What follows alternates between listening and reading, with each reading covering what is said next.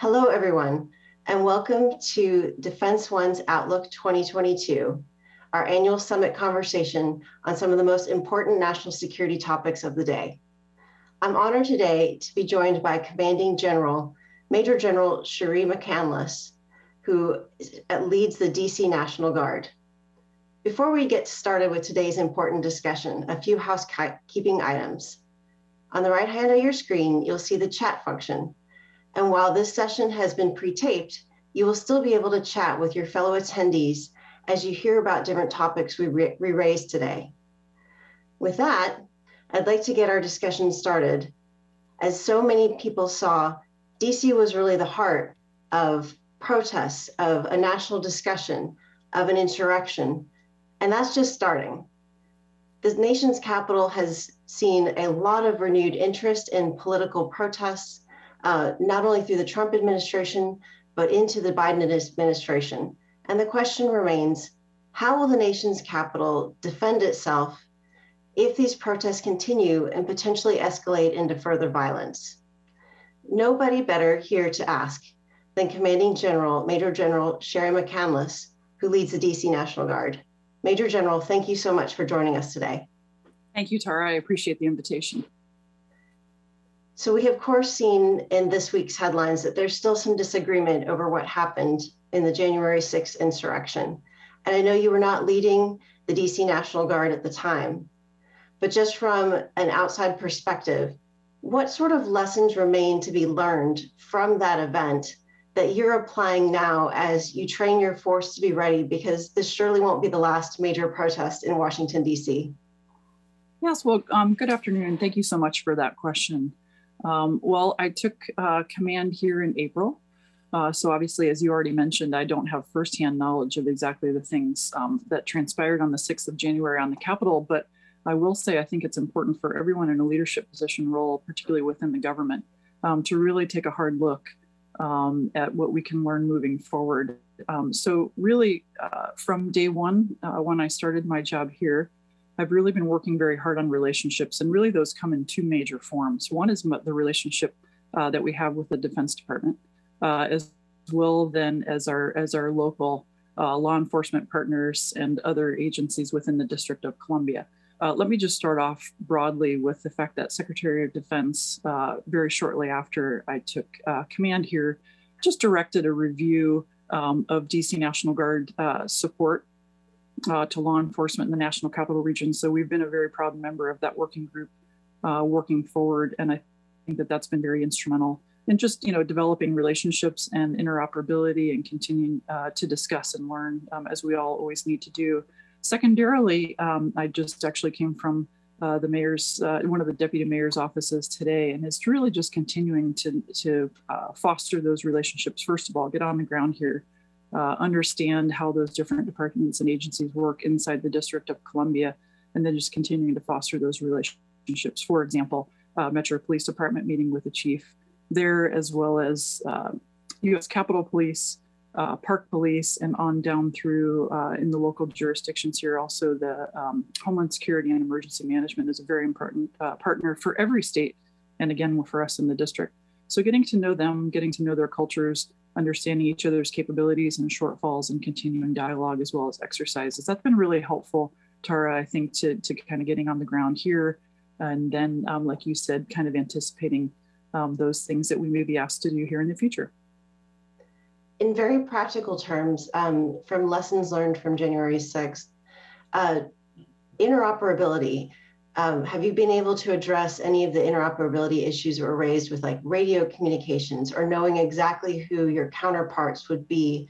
And not only at the highest levels within the DC Guard, but really for the people that would be on the ground at some of these choke points, or not checkpoints, not choke points. That seemed to be an issue on January 6th. What steps have you taken to ensure that if there is another large scale event, everybody knows exactly who to reach out to? Sure, and I will tell you, those are all questions I asked as well. I will tell you that we've done 3 activities that were requests for assistance since January 6th. State of the Union was accomplished, as well as 4th of July. And then again on the September 18th activity at the Capitol. And so really what we've spent time doing is working, as you had already alluded to, in exercising with our partners, very specifically training with each one of the agencies that we were going to be in support of. I think the audience may be already familiar with this, but each of our activities comes through a request for assistance from a civilian agency. So the Department of Defense, specifically the DC National Guard, will look at those requests for assistance and do assessments of how we can or cannot meet the expectations and the requirements of that agency that's requesting our assistance. Once it's determined what the composition of the assistance will be, again, a key component of that is, of course, the things that you mentioned, like communications, as well as understanding a tactical and an operational picture of what that will look like, as well as contingency planning. So those, as any commander will, I think, attest to, those are kind of fundamental and foundational questions that we ask. And then again, like I said, rehearsing with that department and agency in advance of the event is also very, very important. So we're continuing to learn. Again, I don't think we'll rest on our laurels, right?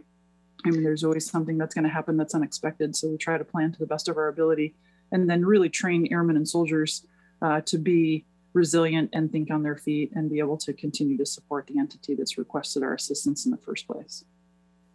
I know this decision isn't up to the DC Guard to make, but have you had conversations now with the mayor's office?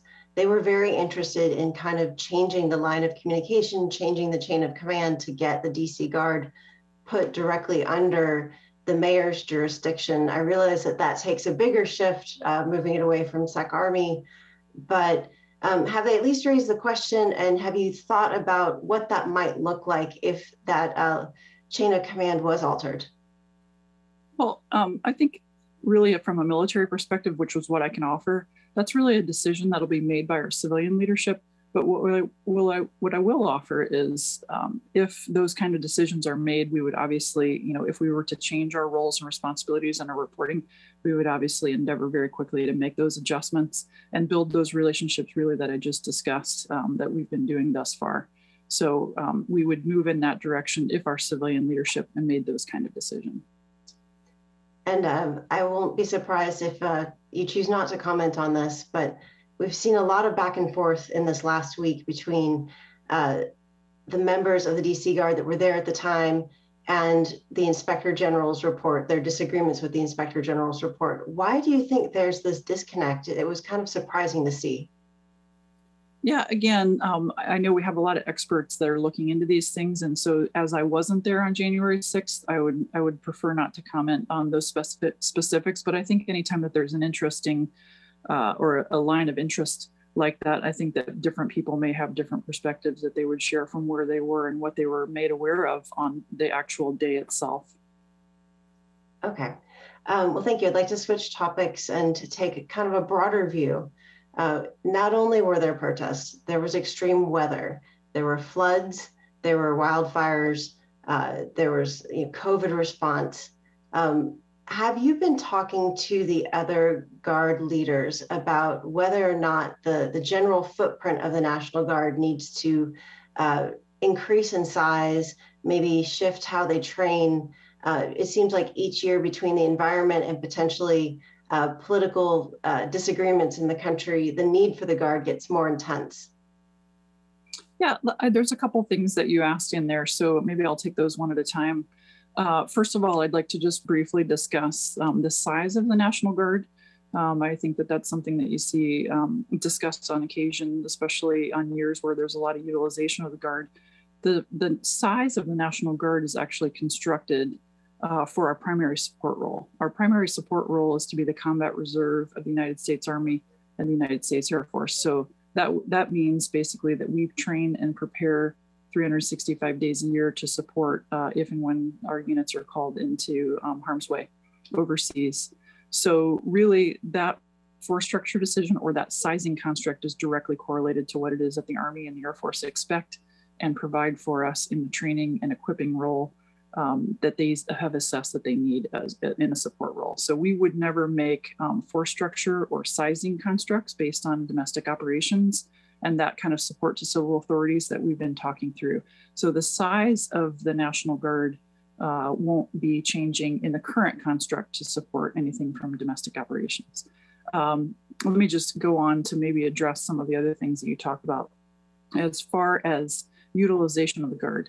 2020 and even moving 21 have really been years where the National Guard has shown its relevancy, right? I mean, I think the US population at this point has really seen the National Guard on every single front. You listed several of those. You know, the wildland firefighting season has now somewhat turned into the wildland firefighting year. Hurricanes, as we've seen, have really brought on a greater intensity of water, flooding challenges to power generation and distribution. Again, in a global pandemic, you're seeing all of our medical team also called forward to assisted living facilities and just assisting the healthcare broadly. So as far as utilization, it's been a very high couple of years for us. We're tremendously proud of the ability to bring that to our communities and to our nation as what I'll call a byproduct of those things that we've been trained to do for the United States Air Force and the United States Army. Things that are generally warfighting type of skills, but they can also be applied here at home in a beneficial way. For example, planning, leadership, medical, communication, transportation, aviation, all of those things that we're able to do for the Army and the Air Force with all the equipment and the investment that the United States taxpayer has made in the National Guard. We have been able to turn that right around with our professional force and bring that to bear on problems here at home.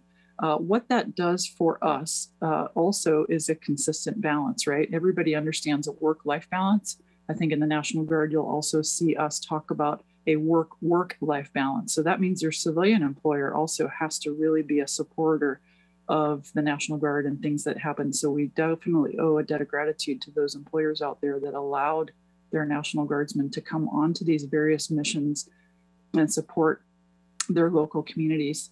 And last but not least, I think that, you know, it takes a resilient force, right? A well-trained, professional force that has good physical fitness habits, good spiritual habits, and those things that it takes to bounce back and wake up each and every day to go into these very difficult situations that they've been asked to do, where there's a lot of human suffering. And remember, our National Guardsmen come from those very same communities that have been hit by these various natural disasters and medical issues. And so for us, we are so proud to be able to bring those skill sets to bear at home, and also just as a commander, making sure that our force is ready and trained and prepared to take care of those emerging issues. What sort of attrition rates have you seen? I remember as the deployment to Washington, D.C. was extended and you saw troops going through the spring, there were definitely stories about service members who were really feeling the pressure from their employers. And it wasn't just DC National Guard, it was from Guardsmen all over the country. Specific to the DC Guard and then anything else you've been able to hear, has there been added pressure on the Guard now because there is this higher demand to make sure that they don't face any sort of retribution or negative career impacts because they're gone a lot now? They have been. It has been an absolute, and I'll tell you, Employers Prior to the Gordon Reserve is an organization that we work with oftentimes to make sure that we are being that bridge and making sure that employers do understand the criticality of what the Guardsmen are asked to do when they step away from their civilian employer. So I have been absolutely astounded and so appreciative of how supportive employers have been. Now realizing that there are certain companies with certain key employees that it makes it very, very hard for them to be gone for extended time periods. And I think that we've been able, between the National Guard commanders at the unit level and those employers, along with their Guardsmen, be able to kind of pick up a three-way conversation about what is tenable. So in other words, if maybe this year was a very high operational tempo year, then taking a look at next year and what might be feasible. Because one thing we don't want to do is lose them from our force structure and from the National Guard. And so I think it's very important to do, these are all case-by-case basis. And so I think we've been very successful. And of course, if there has to be a time when someone's civilian career where they no longer are able to serve, we also understand that and have just been very appreciative of the years that they have been able to spend with us. Have you had any early statistics on the number of Guardsmen who have either decided to separate from service or chose to retain? Will you have to do additional recruiting, or did this last year not take as big of a toll as one might think? Yeah, I think that we've seen what I would call just a slightly above average departure rate. I've been associated with the DC National Guard now for about 15 years, and it is a cyclical thing.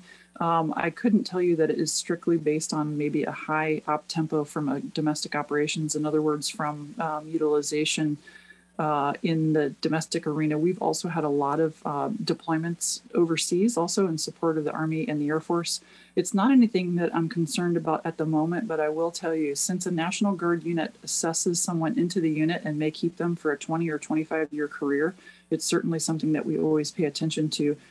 I actually have seen something very interesting is more young people, more millennials being very interested in the National Guard because what they see is the relevancy, as I mentioned earlier, of the fact that they have been, out in the front lines and seeing all the things that are happening in our country and have been able to affect that in a positive way. So I think from an experiential standpoint, we may be able to even see, a new generation. And that's really what we want to do, is always be relevant to the community that we're serving. We want to reflect that community in our ranks and amongst our force. So I think there's also been an opportunity there.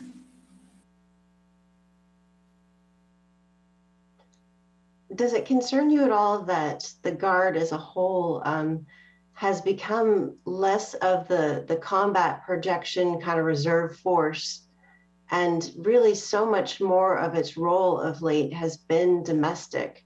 Was it intended to be kind of the primary responder for all things domestic, whether it was natural or man-made? No, it's a great question. I think that's probably something that maybe the audience might be interested in. I think that's what we may see at home. I can personally attest to the fact that the DC National Guard has continued its normal rotations to the Middle East, as well as other places around the world. We also have key relationships with our two state partners, Burkina Faso, as well as the country of Jamaica.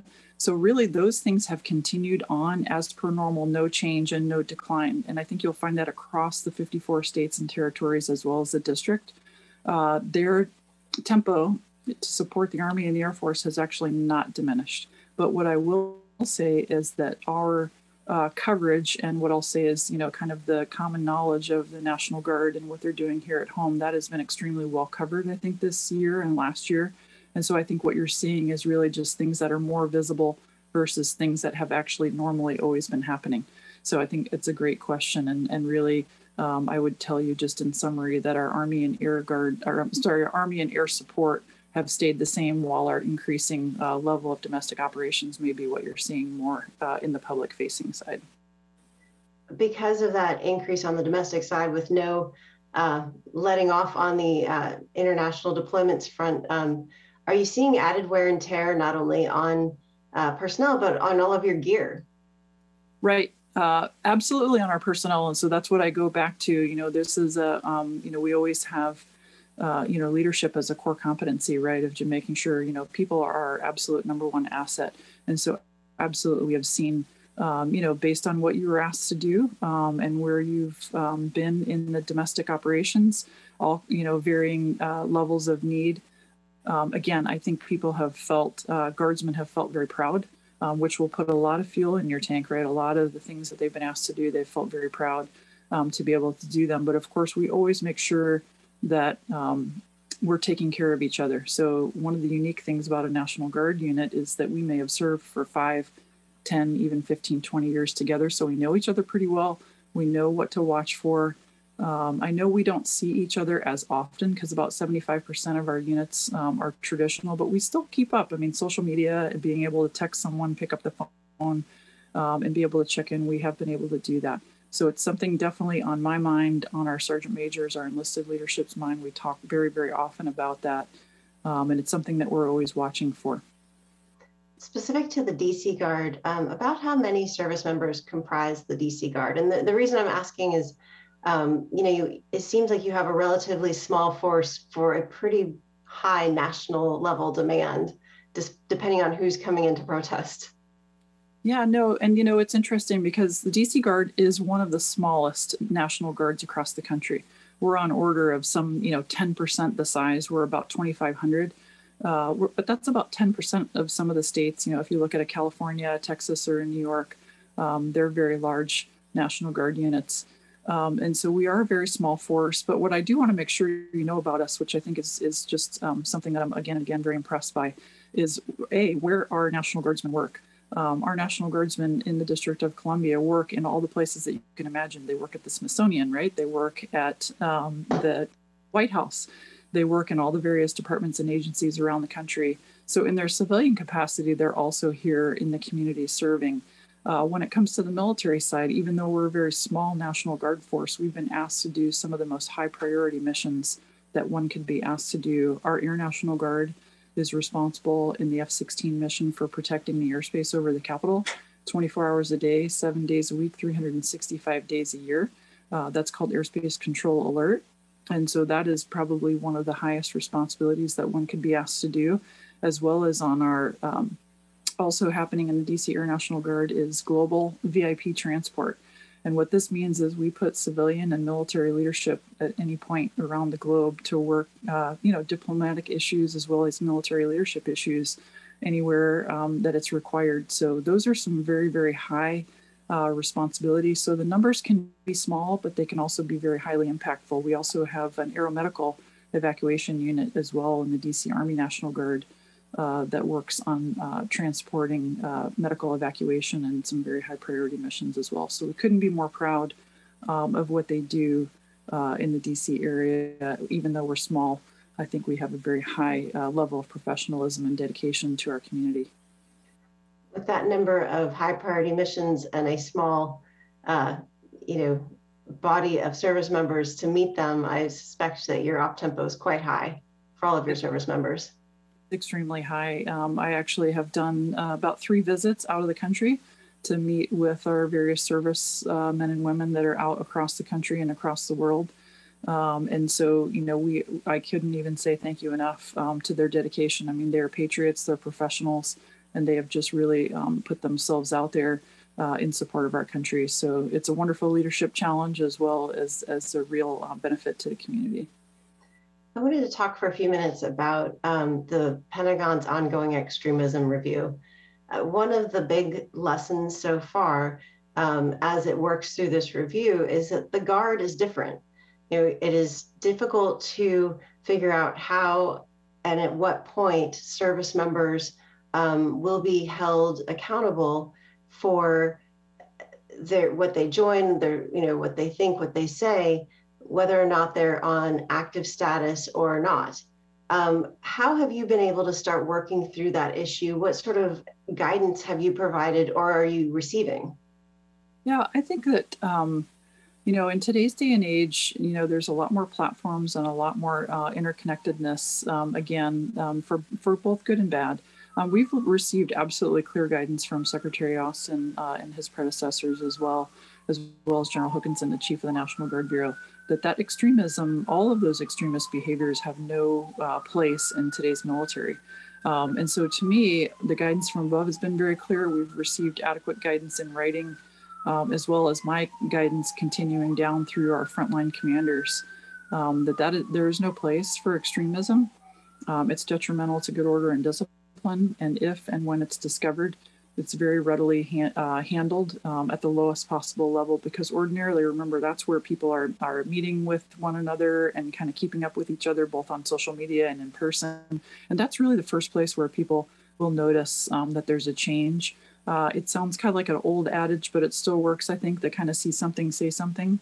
If something doesn't necessarily look appropriate, then, we have a collaborative environment where it's like, hey, it's okay to approach someone. In other words, if they're in, even if it comes to mental health and these kind of things, we need to be teammates and we need to make sure that we're taking care of each other and looking out for one another. And if there is something like this that comes up, it's those frontline first sergeants and frontline commanders, the lieutenants and captains that really have very clear guidance. And again, I wouldn't say that we rest on our laurels on an issue like this either, because I do think it continuously develops and things change, and we need to stay nimble and alert and make sure that we're checking on these things. But we do have adequate guidance, and I feel like we have it very well in hand here in the DC National Guard. In practical terms, if a service member is not on active status, isn't drilling, is in their capacity as their normal day-to-day job, and they post something that would not meet the standard that would be, trigger one of these flags. Can they be, I don't know if the correct word would be prosecuted, but can they be punished because they are still acting as a member of the Guard, or is it that their status would actually allow them to post that without repercussion? Yeah, I think I would leave the individual circumstances, to a specific inquiry. But I think the most broad way that I could characterize this is that if those are behaviors, that are not in accordance with, Army core values and Air Force core values, that we would have a question about that person's ability to execute their duties in a professional manner, then that certainly would cross over, right, from whatever status that they were in. That's, a specific instance we would have to look at clearly, but those kind of values are not allowed. And so we would obviously take a look at the specific situation and make a determination. Is it the idea that the person is always accountable whether or not they're on active status or not? Thank you. You said it better than I could. Absolutely. They are a walking National Guardsman at all times. And so they would need to be exhibiting that consistent professional behavior. Absolutely.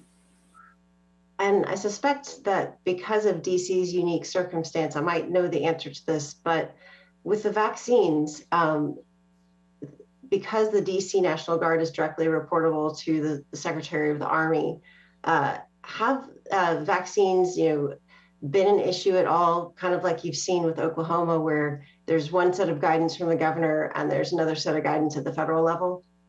Right. We don't have, as you alluded to, we don't have that potential. But the way that we handled the vaccine, I always have everybody look back to, remember when the first set of COVID, indicators came to the United States. I mean, we would have given almost anything at that point to have a vaccine, right? I mean, we have to kind of remember what that felt like and how proud we were of all our professional medical teams that they were able to generate this really amazingly quick and very effective vaccine. So we've really treated the pandemic as it's a global health emergency. It's been very much of concern for force readiness and force health. And we've really approached it like that from day one.